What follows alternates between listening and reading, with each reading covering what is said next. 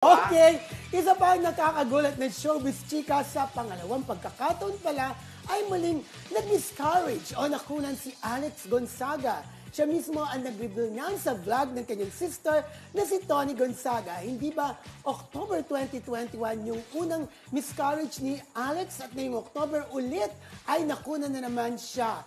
Through IVF ang baby number 2 sana ni na Alex at Mikey Morada pero hindi pa rin ito nabuo. Sayang naman.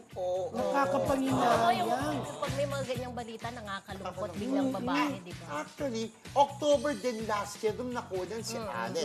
Tapos October din naman this year nung nakunan na naman ulit. Pero sinubukan nila IVF. Ano ba yung IVF? Yung ano ng Intro.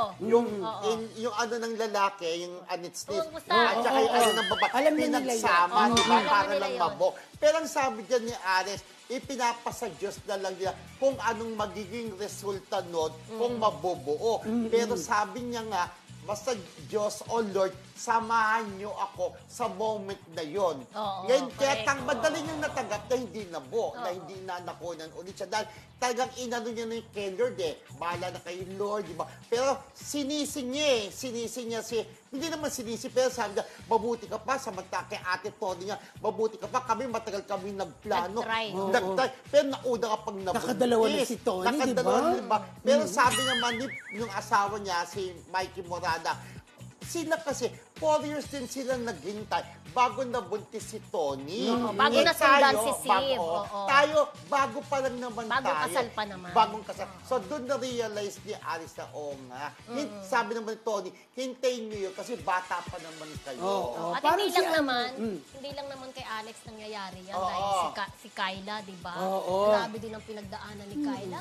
4 times, di ba? Si ano, Masakit si yun. Heart Evangelista, Kasi, di oo, ba? lalo yun. Ilang Queen. beses na May naman. kambal pa pa sana, yun. di ba?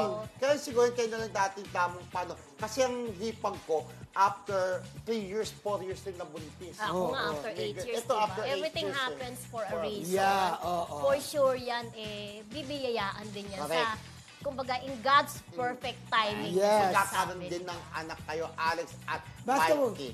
wag lang siya malikot. Malikot! Para pag nag-anuhan? Sabi malikot. Hindi, di ba?